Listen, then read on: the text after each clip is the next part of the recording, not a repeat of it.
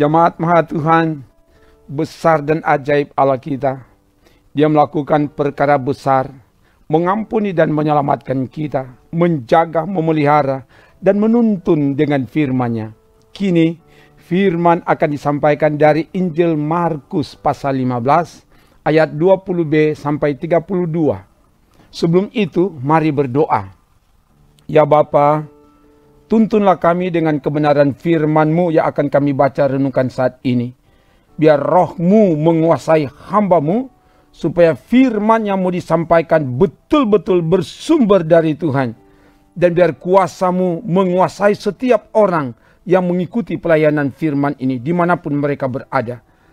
Ke dalam kuasa-Mu hamba serahkan pembacaan dan perenungan firman. Dalam nama Tuhan Yesus, firman yang menjadi daging. Haleluya. Amin. Firman Tuhan mau disampaikan dari Injil Markus pasal 15 ayat 20b sampai 32. Begini dikatakan. Kemudian Yesus dibawa keluar untuk disalibkan. Pada waktu itu lewat seorang yang bernama Simon orang Kirene, ayah Alexander dan Rufus yang baru datang dari luar kota, dan orang itu mereka paksa untuk memikul salib Yesus. Mereka membawa Yesus ke tempat yang bernama Golgota, yang berarti tempat tengkorak. Lalu mereka memberi anggur bercampur mur kepadanya, tetapi ia menolaknya. Kemudian mereka menyalibkan dia, lalu mereka membagi pakaiannya dengan membuang undi atasnya untuk menentukan bagian masing-masing. Hari jam 9 ketika ia disalibkan, dan alasan mengapa ia dihukum disebut pada tulisan yang terpasang di situ, Raja orang Yahudi. Bersama dengan dia disalibkan dua orang penyamun, seorang di sebelah kanannya dan seorang di sebelah kirinya. Demikian genaplah nats Alkitab yang berbunyi, ia akan terhitung di antara orang-orang durhaka. Orang-orang yang lewat di sana menghujat dia dan sambil menggelengkan kepala mereka berkata, hai engkau yang mau merubuhkan bait suci dan mau membangunnya kembali dalam 3 hari. Turunlah dari salib itu dan selamatkanlah dirimu. Demikian juga imam-imam kepala bersama-sama ahli Taurat mengolok-olokkan dia di antara mereka sendiri, dan mereka berkata, orang lain ia selamatkan, tetapi dirinya sendiri tidak dapat ia selamatkan. Baiklah Mesias Raja Israel itu turun dari salib itu, supaya kita lihat dan percaya.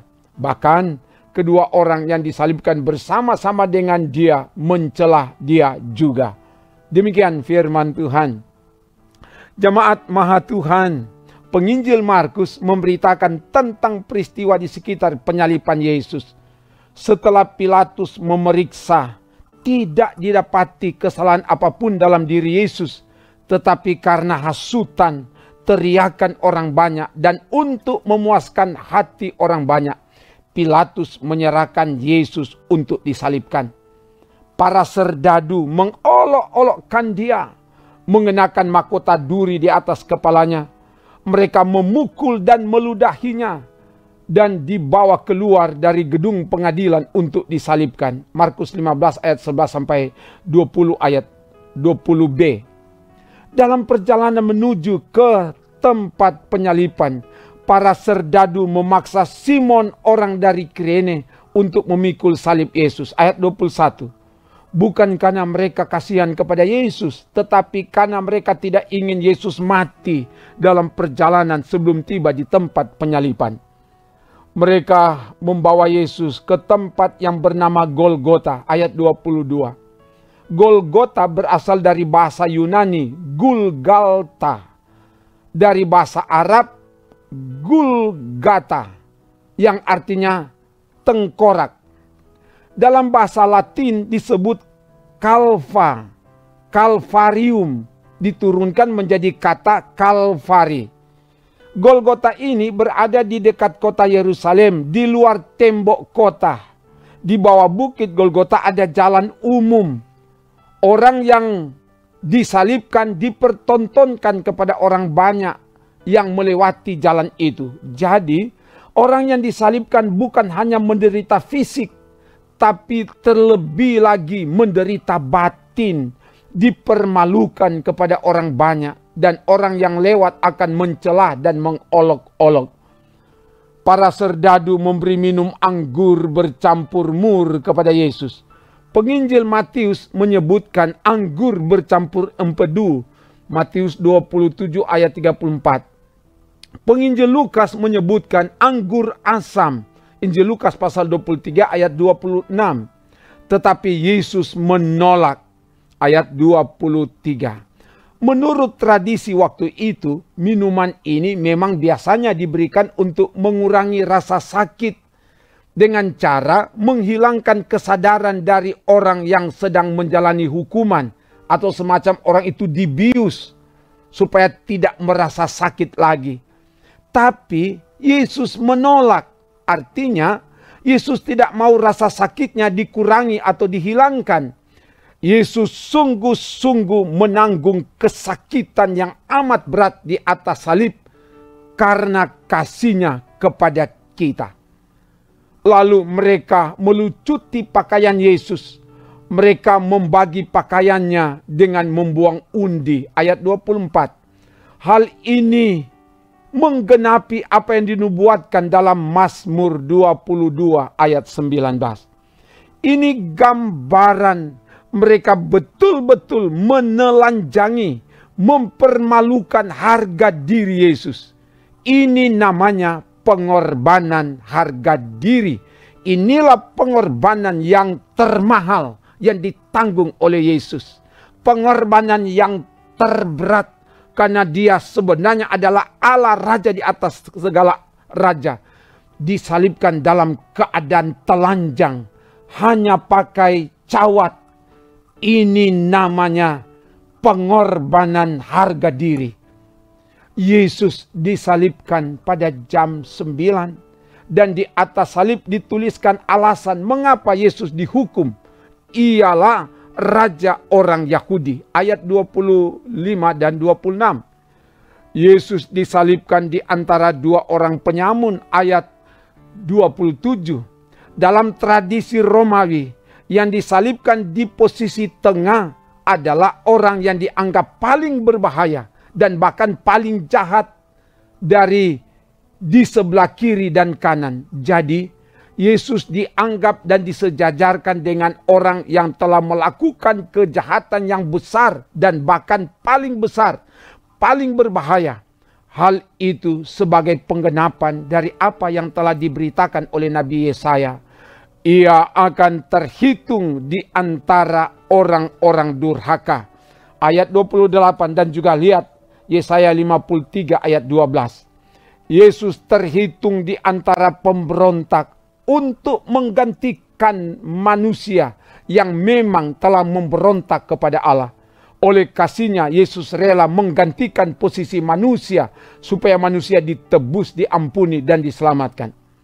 Setiap orang yang lewat dan melihat Yesus yang tersalib menghujat Dia, menggelengkan kepala sebagai tanda penghinaan, merendahkan dan menganggap Yesus tidak berdaya, Yesus tidak berkuasa.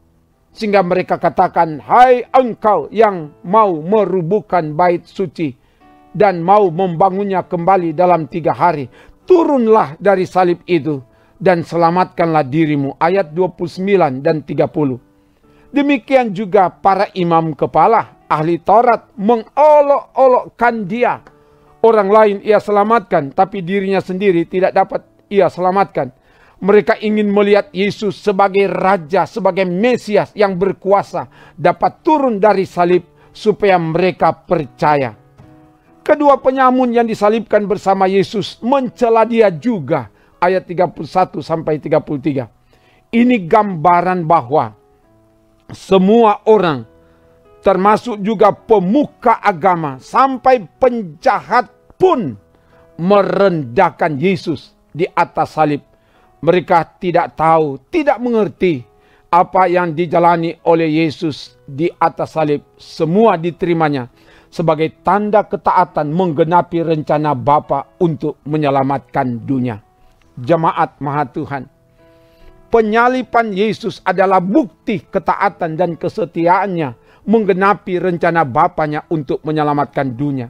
Dia rela menanggung kesakitan yang amat berat. Dia rela disejajarkan, bahkan dianggap lebih jahat dari penjahat. Ia terhitung di antara orang-orang durhaka, sebagaimana tema khotbah ini. Dia rela dihujat, diolok-olok, dicela, ditelanjangi, dipermalukan, dan direndahkan.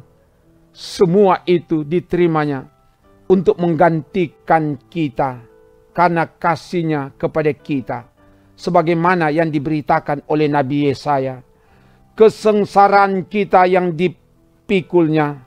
Dia tertikam oleh karena pemberontakan kita. Dia diremukkan oleh karena kejahatan kita. Ganjaran yang mendatangkan keselamatan bagi kita ditimpakan kepadanya. Yesaya 53 ayat 5 dan 6. Bukan paku yang menahan Yesus di atas salib, tapi kasih.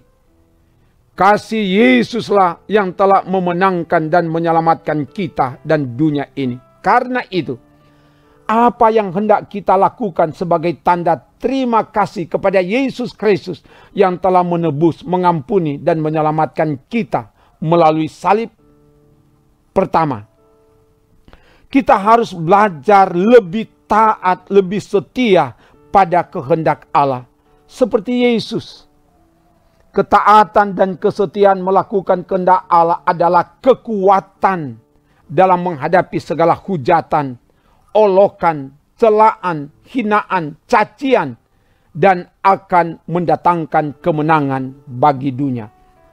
Kedua, kita harus siap dan rela pikul salib seperti Simon dari Kirene.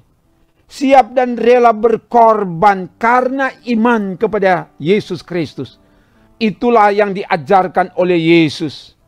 Setiap orang yang mau mengikut aku, ia harus menyangkal dirinya, memikul salibnya setiap hari dan mengikut aku. Lukas 9 ayat 23. Pikul salib adalah bagian dari hidup orang beriman. Tanpa salib tidak ada kemenangan dan keselamatan. Tidak ada mahkota tanpa salib. Tidak ada kemuliaan, tidak ada kehormatan tanpa penderitaan. Salib adalah simbol penderitaan karena ketaatan pada kehendak Allah. Jadikan penderitaan itu untuk mendewasakan dan meneguhkan iman kita, sehingga iman bertumbuh di tengah penderitaan. Semoga demikian. Haleluya. Amin. Mari berdoa. Terima kasih Bapa, firman telah diberitakan. Biar kebenaran firman ini terpatri dan termeterai di loh hati kami. Dan terbuktikan di perilaku hidup kami. Dan firman-Mu ini kiranya juga memperlengkapi kami untuk mempersiapkan diri melaksanakan kerja pelayanan. Dan firman-Mu ini kiranya menjadi berkat bagi banyak orang. Sehingga yang lemah dikuatkan, yang bimbang diteguhkan iman, yang mengalami berbagai pergumulan diberi kemenangan. Karena kami memiliki Engkau Allah di dalam Yesus Kristus yang memberi kemenangan kepada kami. Terpuji nama-Mu Bapa. Ini doa kami dalam nama Tuhan Yesus. Haleluya. Amin. Demikian pelayanan firman dan doa. Tuhan Allah oleh kasih-Nya menolong, menguatkan, memberkati, memberi kemenangan dan menyelamatkan saudara kini dan selalu terus. Amin. Trims.